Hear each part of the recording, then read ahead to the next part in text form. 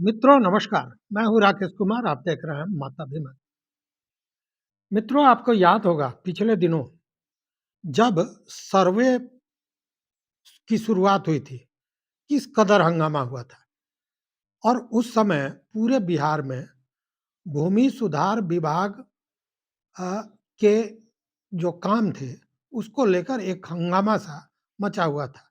लोग सड़क सड़क पर उतर आए थे और कारण ये था कि सर्वे जिस गति में शुरू किया गया था सरकार द्वारा, उससे लग रहा था कि एक आध महीने में कर लिया जाएगा, लेकिन फिर समस्याएँ आती गईं, समय बढ़ता गया और बीच में फिर बाद में चुनाव आया, सर्वे ठप पड़ गया, फिर एक बार नई शुरुआत हुई है।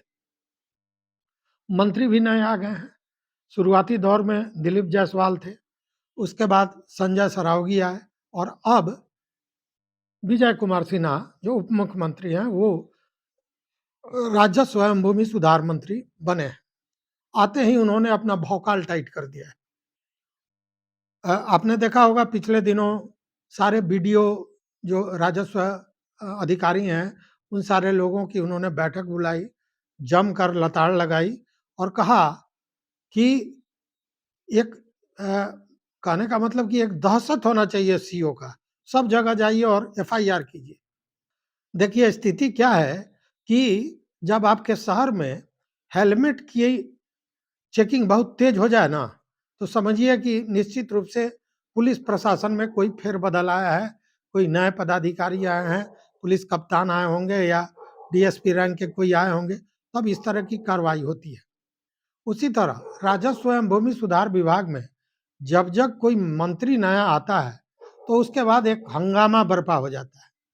लेकिन उन सारे चीज़ों के बीच आपको याद होगा कि जब सर्वे शुरू हुआ था, उसी समय एक बड़ा हंगामा हुआ था और वो था बेतिया राज की जमीन को लेकर।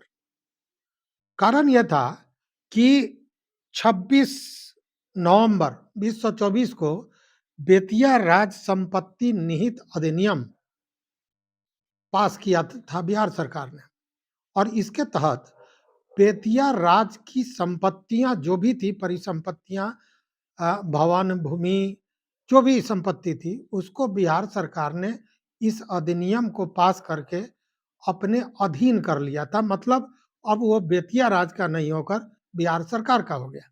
उसके बाद एक हंगामा हुआ कि अब बिहार सरकार इसको अपने कब्जे में लेगी। मंत्री थे दिलीप जायसवाल और जैसे ही यह अधिनियम पास हुआ और बेतिया राज की परिसंपत्तियों का मालिकाना हक एक तरह से कहें कि बिहार सरकार के हाथों चला गया, उसके बाद एक हंगामा बर्पा हो गया कि बेतिया राज की अतिक्रमित भूमि को खाली कराया जाएगा। जब जमीन की खोजबीन हुई, तो बहुत बड़ी संख्या में, बहुत बड़ी मात्रा में जमीन मिली। लेकिन अब फिर एक बार एक नया हंगामा शुरू हुआ है बेतिया राज की संपत्ति को लेकर।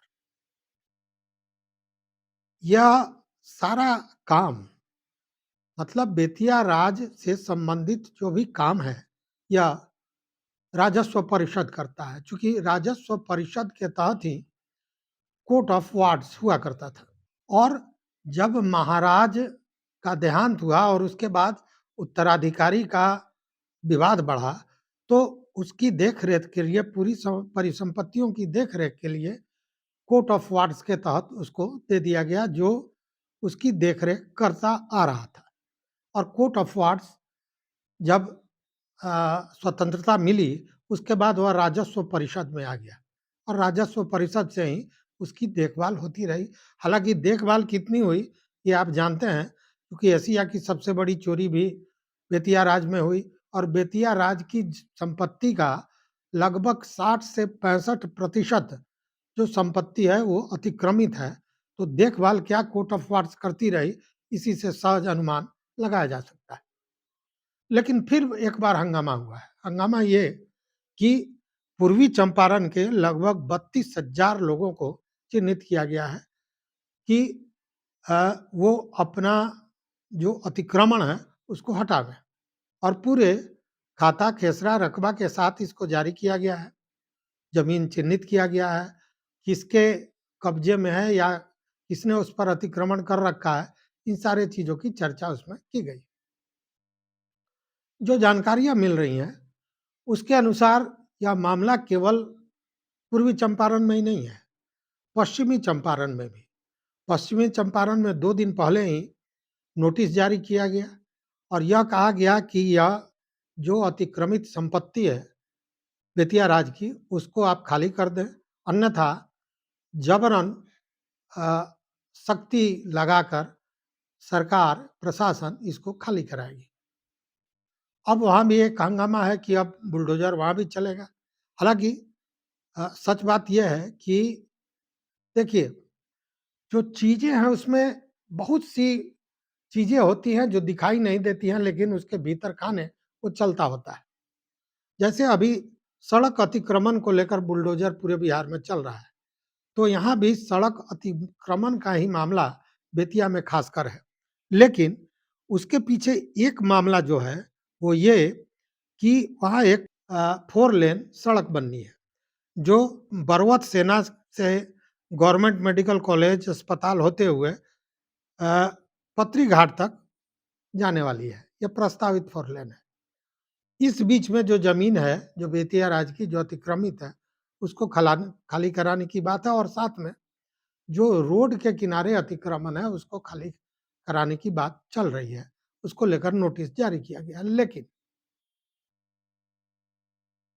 जब 4 लेन बनने की बात आई, तभी क्यों सरकार को बात ये याद आई? पहली बात, ध्यान रखिएगा, इसका जवाब आपको मैं दूँगा।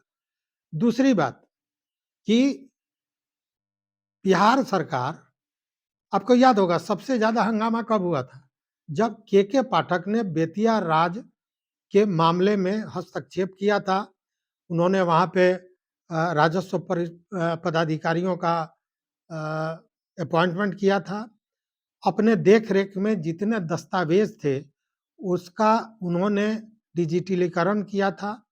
उसके अलावे जो संपत्तियाँ गुम थी, भूली हुई थी, पुराने दस्तावेज़ों को खंगाल कर उन सारे को निकाला गया था और तब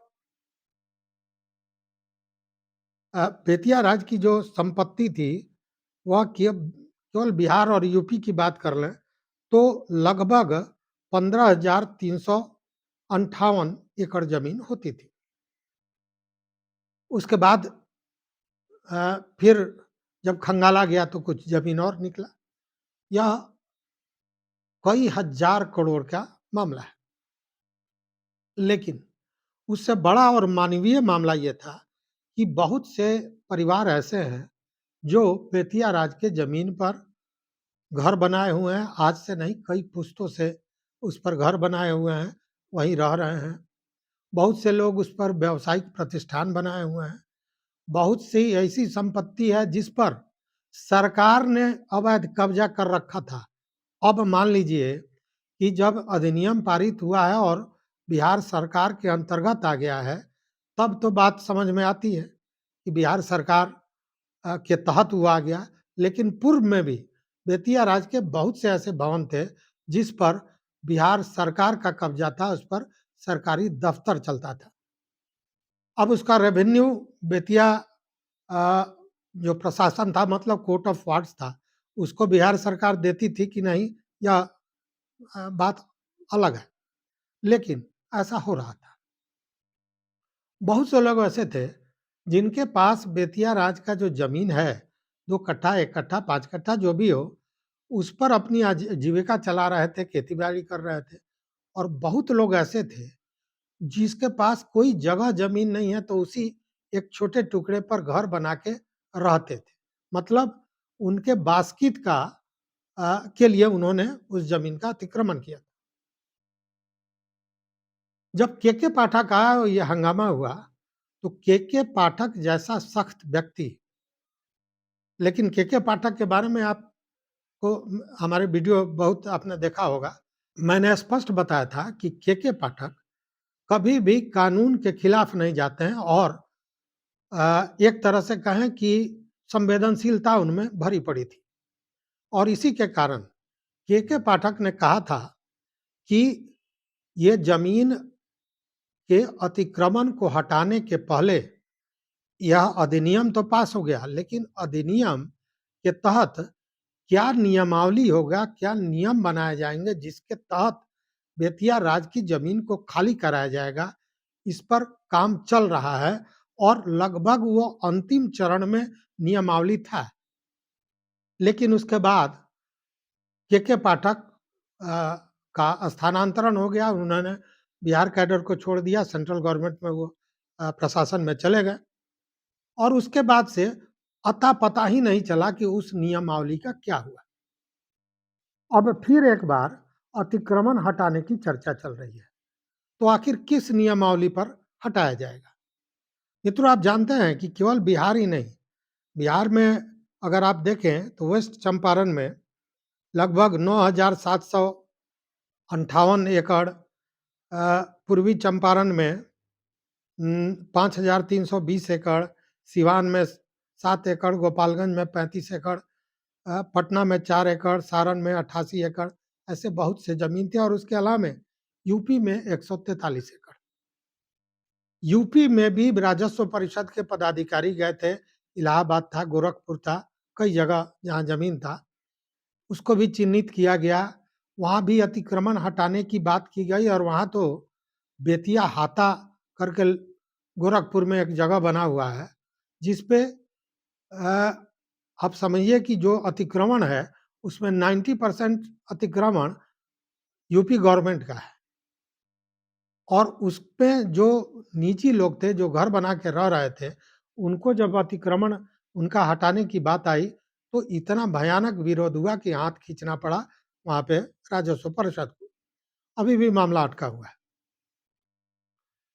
तो अब ये सवाल होता है कि पहले जो नियमावली बन रही थी, जिसके तहत के पाठक ने कहा था कि वैसे लोग जिनका घर है वहाँ और उसके अलावे उनके पास कोई घर नहीं है, वैसे लोगों को या वैसे लोग जिन्होंने ज़मीन तो ले लिया, अतिक्रमण कर लिया और उस पर जीवन भर की कमाई से कोई अट्टालिका बना लिया है, तो वैसे लोगों को राहत दी जाएगी और किया ये जाएगा कि किश्तवार 10 वर्षों में ज़मीन की कीमत किस्त के आधार पर 10 किस्तों में उनसे लिया जाएगा।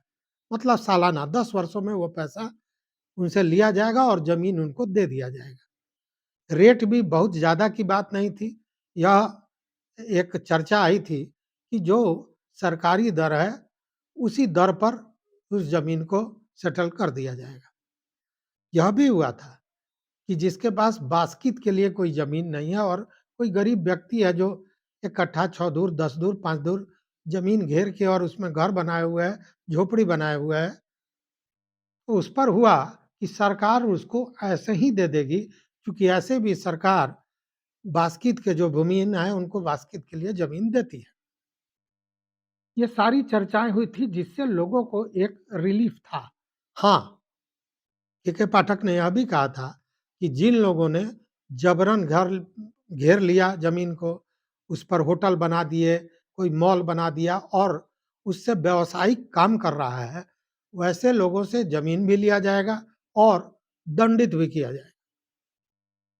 ये सारी चीज़ें राहत की थी, क्योंकि जो उस ज़मीन से व्यावसायिक कारोबार करके अकूत संपत्ति बना रहे हैं, उनसे अगर सरकार ज़मीन छीनती है, तो ये बात समझ में आती है, लेकिन जो बास्कित का ज़मीन है, जिसके पास कोई ज़मीन नहीं है, उससे अगर ज़मीन छीना जाता है, तो उसकी क्या स्थिति होगी आप समझ सकते हैं। लेकिन अब फिर एक बार ये शुरू हुआ है जब अ, विजय कुमार सिन्हा उप मुख्यमंत्री जो हैं, जो राजस्व एवं भूमि सुधार मंत्री बने हैं और चीज़ों को रोज़ ठीक करने के लिए वह धुआँधार अपनी कवायद कर रहे हैं।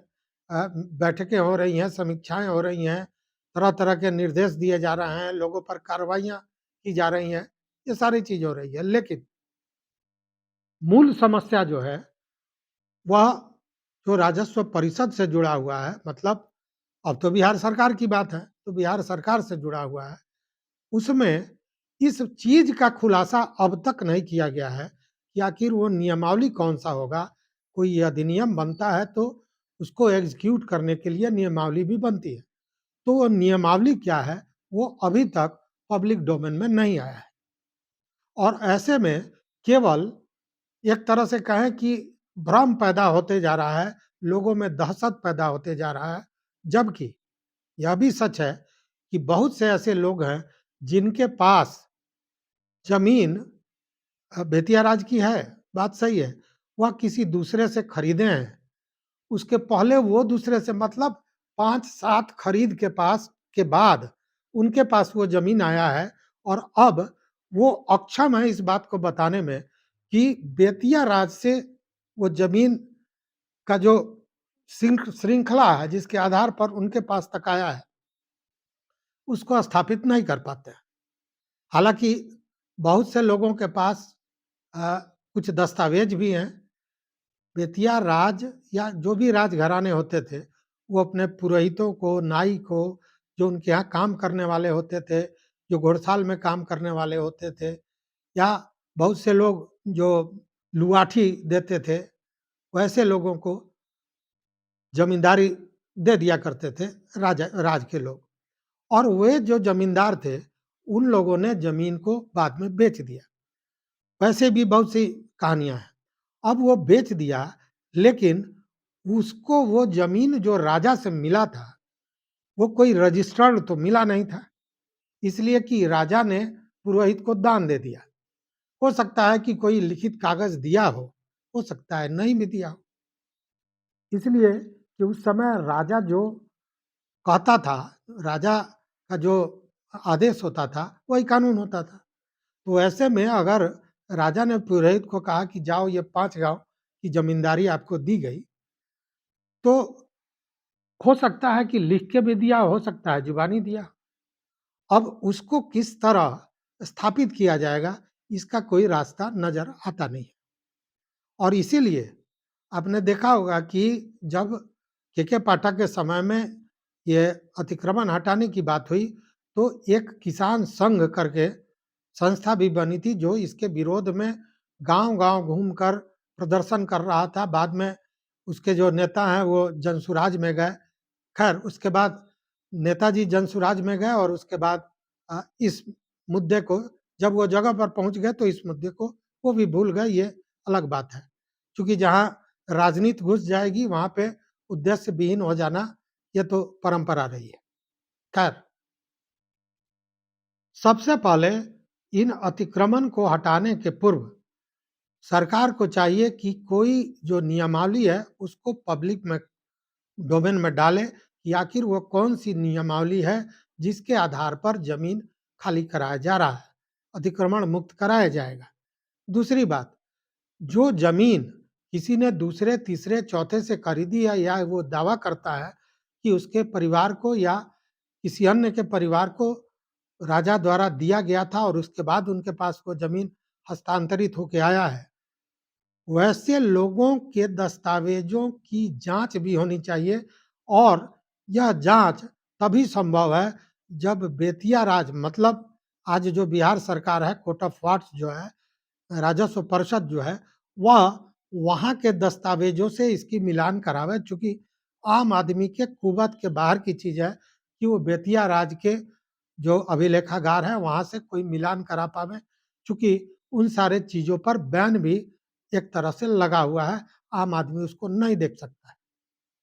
तो ये बड़ा महत्वपूर्ण है, लेकिन अभी जो फिर एक बार अतिक्रमण मुक्त कराने की चर्चा चल रही है, उससे किसानों में हड़कंप ज़रूर है, दहशत ज़रूर है।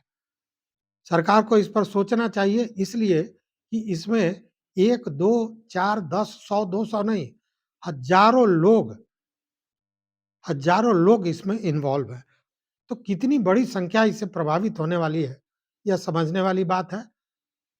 ऐसी स्थिति में सरकार को इस पर पूरी गहराई से विचार करके काम करना चाहिए, नहीं तो इसका भी हश्र होगा वही सर्वे वाला, कि सर्वे शुरू हुआ, फिर 1 महीना में हो जाएगा, इस तरह शुरुआत हुआ, फिर हंगामा हुआ, सरकार जो कस्टोडियन होती है दस्तावेज़ों को खुद उसके पास नहीं था। उसके बाद एक ऐसा शगुफ़ा छोड़ा गया कि लोग खुद अपना ज़मीन का कागज़ जो भी उनके पास कागज़ है, वो जमा करावें और उससे उन कागज़ों से सरकार अपने दस्तावेज़ों को पूरा करने का एक पूरा माहौल बना रही थी। वो अभी-अभी तक अटका हुआ है, क्या प्रतिशत काम हुआ? मुझे लगता है 10% भी सर्वे का काम अभी तक पूरा नहीं हो पाया है, जबकि कितना हंगामा हुआ आप जानते हैं।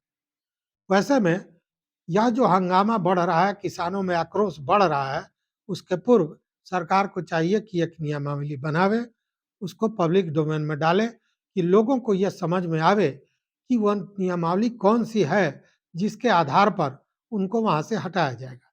क्या जिसके पास कोई दूसरी भूमि नहीं है और उस ज़मीन पर वो बसा हुआ है, तो उसको वो ज़मीन बंदोबस्त की जाएगी। जो अपने पुरखों की कमाई और अपनी गाढ़ी कमाई से कहीं कोई चरमंजिला मकान बना लिया है, तो क्या उसको तोड़ दिया जाएगा या फिर उससे ज़मीन की कीमत लेकर उसको बंदोबस्त किया जाएगा? कोई तो नियम बनेगा। तो सरकार को चाहिए कि ये नियम बनावे, उसके बाद इस काम में अपने आप को आगे बढ़ावे। लेकिन अगर सरकार केवल ज़मीन हड़पने की सोच को रखती है, तो निश्चित रूप से यह बेतिया राज की ज़मीन के अतिक्रमण को मुक्त करने का जो मामला है, वो सरकार के गले की हड्डी बन सकती है। चूँकि किसान जब रौद्र रूप लेंगे, तो फिर आपका बुलडोज़र और आपकी सारी ताकत कहीं न कहीं बेमानी नज़र आएगी, जो आप दिल्ली के सड़कों पर देख चुके हैं। तो इस वीडियो में बस इतना ही मित्रों। इन सारे मामले पर आपका क्या विचार है? आपका क्या मत है? क्या सरकार को नियमावली बिना जारी किए हुए कोई एक्शन लेना चाहिए या नहीं? इस पर अपनी प्रतिक्रिया निश्चित रूप से हमारे कमेंट बॉक्स में दीजिएगा। तो देखते रहिए मत अभिमत। मित्रों चैनल पर नए हो तो सब्सक्राइब कीजिए, लाइक कीजिए, दोस्तों के साथ शेयर कीजिए और अपना विचार ज़रूर दीजिए। बहुत-बहुत धन्यवाद। कोटिशाह आभार।